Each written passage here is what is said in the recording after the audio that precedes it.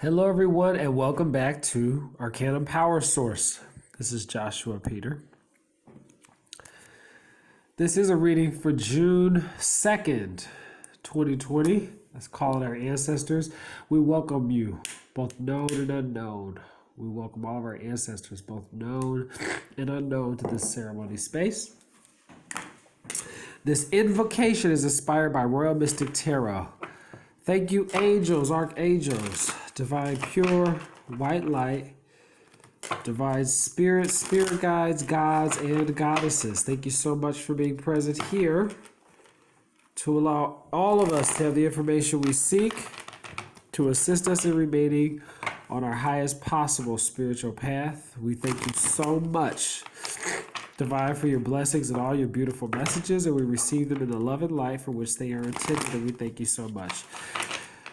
Dear God, what would you like us to know about ourselves? All the Ascended Masters, we would like to know what you want us to know about ourselves at this time. We are honored that you chose us as the instruments by which you would come through and experience life. What would you like us to know about ourselves? Thank you for granting us the quality of bestowal. Yod He Vav He. Yod He Vav He. Yod He Vav He. Yod He Vav He.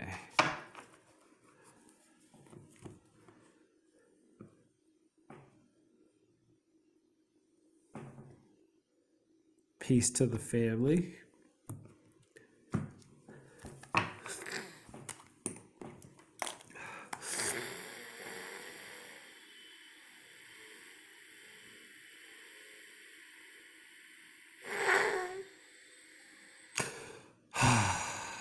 I'm so stuffed up. Okay. As above, so below. As below, so above. As within, so without. As without, so within. We have peace restored. Moon in Libra. The moon is in fact in Libra at this time. As I'm doing this reading, I'm actually doing it at 5:22 on June 1st in Shaker Heights, Ohio, Eastern Standard. This is peace restored using your spiritual eye. First manifestation of air. We're using the Tarot of Ceremonial Magic by Lamila Duquette. We'll follow that up with Insight from the Chicken Kabbalah by Lamila Duquette. The Beginner's Guide to Crystals. The Everyday Magic of Crystal Healing with 65 Stones.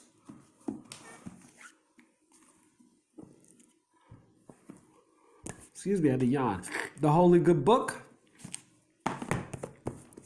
And finally, The Sacred Oracle by Tony Carmine Salerno, Leela J. Williams, and the artwork by Helena Nelson Reed. Thank you so much. So the Two of Swords, this is Hokmah, and then underneath we have Gimel. But this is Hokmah, no, excuse me. Yeah, this is Hokmah of Yetzirah.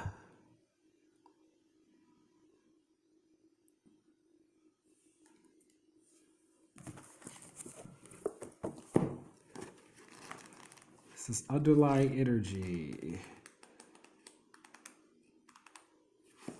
Peace restored. There was a lot of rioting and protesting. Lots of discourse, civil unrest this last week. Today, we have a calming and a restoration of peace. Now the real conversation can begin. This is general divinatory meanings. The first manifestation of air, equilibrium abiding above disruption, dormant antagonism. So it's dormant, but it's there. We need to continue to stir the pot in order to receive the justice that is ours as a society of free people. Free, peace-loving earth angels, we deserve fairness and balance. And the power is in fact ours and not the minority. The angels of the Shemhamperes rejoicing overall, and guardian and preserver. And they are your day and night spirits of the Goetia. Chokmah of Yetzirah. Chokmah is the second Sephirah.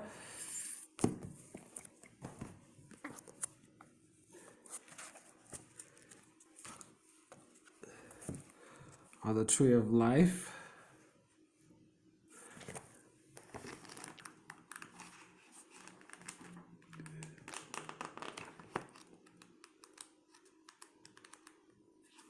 Yetzirah are where the angels dwell. Yetzirah. This is Atziluth, Bria, Yetzirah, and Asiya. Fire, water, air, earth. We're in where the angels are. Chokmah, ruled by the entire zodiac of Yetzirah. Ophanim, the wheels. The wheels of life are turning. What we're releasing and what's in the past, what we've come through to get to this moment. Success unfulfilled.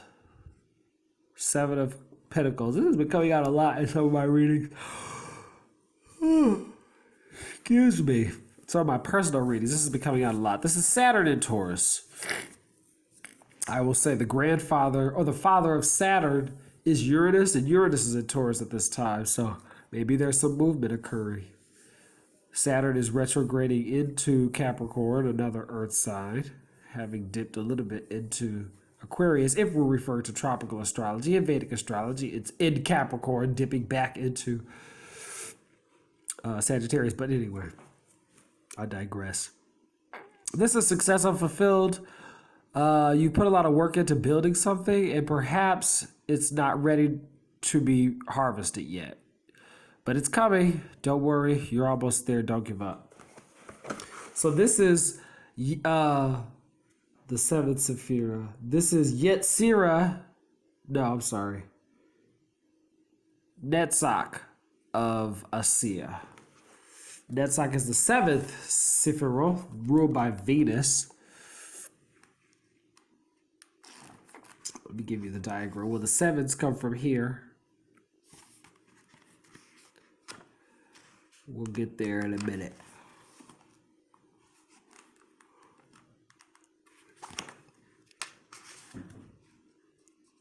What you want will come to pass. It's just not yet manifest. It's success, but it's unfulfilled. Netzach of Asiya. Expected profits turn into loss or even liabilities. It's possible. It doesn't usually occur. The angels of the Shemhamperes permeating all, raising up the oppressed. Isn't that interesting? Interesting. Raising up the oppressed. Yeah. I can see a raising of the oppressed people in this energy here. That's absolutely the case. But peace is restored. Remember that. If you're able to be the high priestess and look beyond the veil of creation, you will clearly see that there is peace being restored here, thanks to the raising of the oppressed. We've been risen up. Currently, we have Netzach, ruled by Venus, of Asiya. And these are the angels, Hagiel and Kedamel.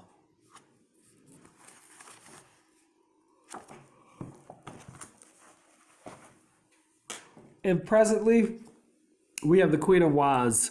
This is the warrior queen. Entrepreneurial energy, fighting for what's yours, using passion to drive your mission forward. A little bit of Pisces, a little bit of Aries.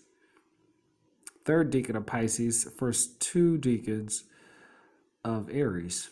This is water plus air. Yeah. Oops. Water plus air.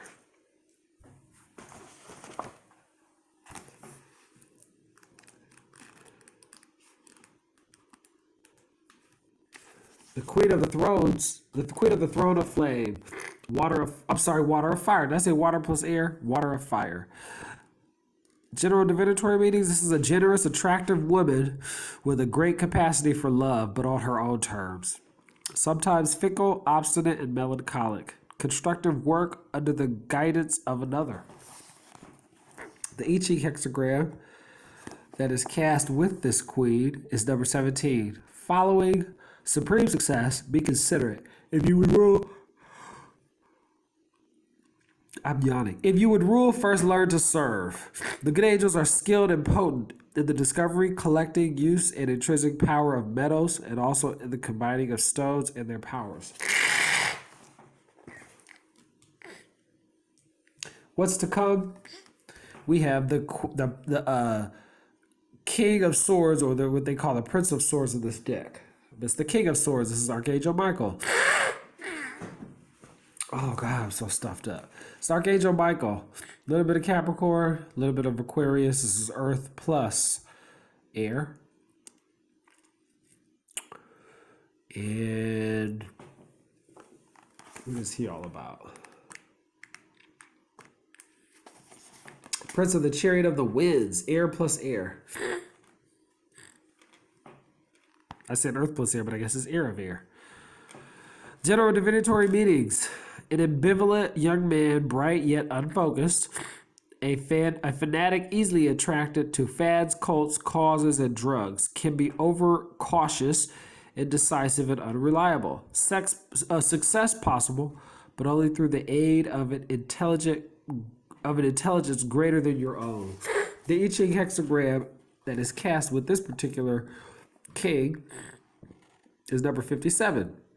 The penetrating wind, flexibility, vacillation, time is on your side, success, and small matters.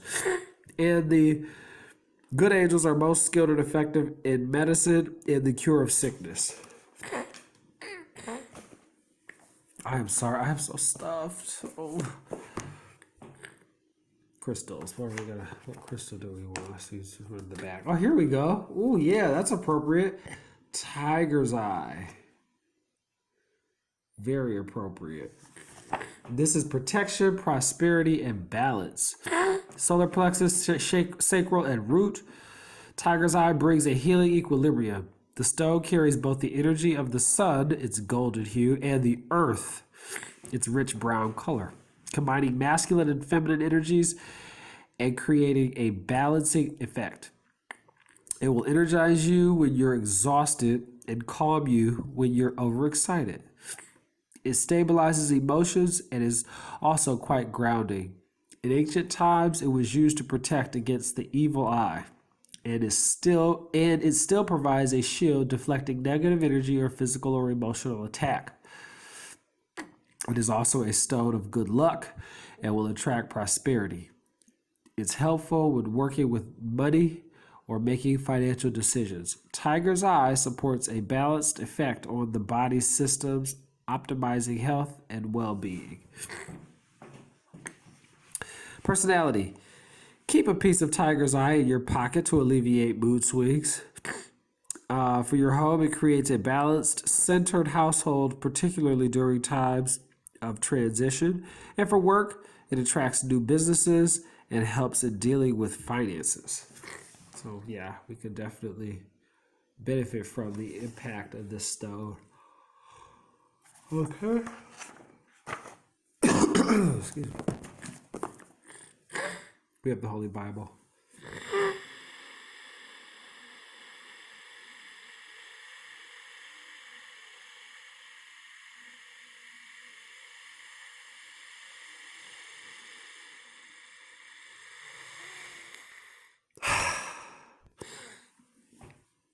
I can breathe, thank God.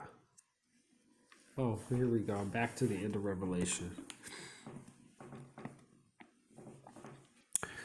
I want everyone who hears the words of the prophecy of this book.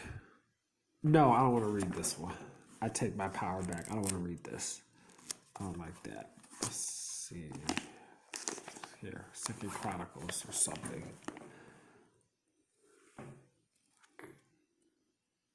Nope, I'm going to read it. Nope, I'm not going to do that. I'm going to read it anyway.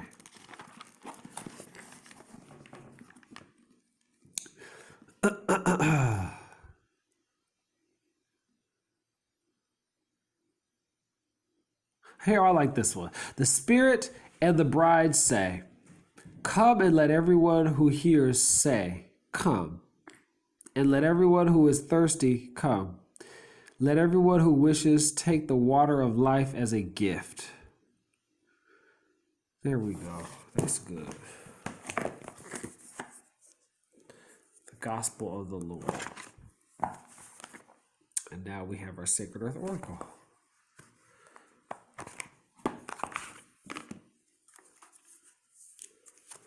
Yesterday we had space. Underneath that was perspective.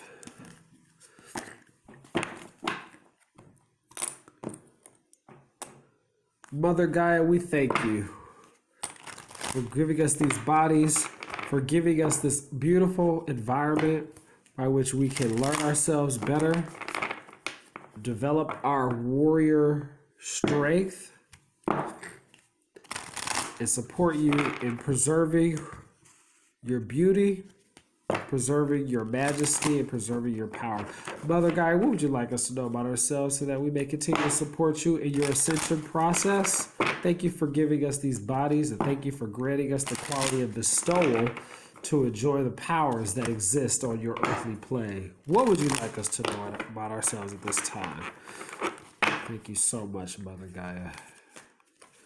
Thank you for providing us with life, light, love, food, physicality, spirituality, and the ability to control our lives. Thank you so much for that.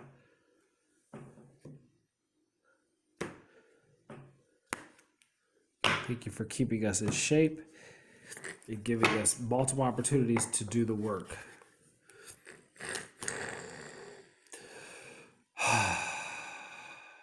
Take a breath. We have time. Oh, so what do we need to know about ourselves? The fact that we have time. And what is time? Let's read all about it. Time. Time is our most precious resource. Time. That's all we have is time. Bitterness or frustration over plans gone awry. Feeling it is too late. That you have missed out or that things are not happening quickly enough. Comparisons lead to a sense of failure or lack of joy. Pining for youth or lamenting time lost through unwise choices. Set a priority or release yourself from anxiety by weighing up what will really matter in a week, a year, or a decade. Feelings, memories, and emotions rise and fall in the ocean of your heart. Like flotsam, they are surrendered to the shores of consciousness. A space clears and fills with light. The ocean in your heart is but a drop in the waters of creation, beyond the boundaries of time and space. Immersed, weightless, let go, be free. Our beautiful planet is timeless. Earth doesn't know what day or millennium it is. The calendar we follow means nothing to her. The calendar you follow is but one way of capturing the passing of time. It is a construction, a filter through which we perceive our age or measure our progress through life. The sunrise doesn't wait for an alarm to ring. Life isn't measured by ticks and tocks. How old would you be if you didn't know your age? If there was no such thing as too early or too late or one day, would it change how you see yourself? There are no expectations of where you should be right now. No milestones, no losing, no winning any race. Time cannot impede the turning of the tide, the changing of a season, or the birthing of a star. Outside of time, this moment is forever. Forever is now. The illusion is lost. Be whole, be present, be timeless. Time. I like to do the page numbers. We're at 110 and 111. And yesterday we were at 100 and 101. Or what today's reading, or whatever. The previous reading was 101, 100 and 101. So, yeah. Time. Well, thank you so much. I hope this helps. I like how that high priestess is back there. I hope this helps keep you on your high flying disc. If you enjoyed this, please like, comment, share, and subscribe. This is Joshua Peter. Have a wonderful day, and I'll see you tomorrow. Namaste.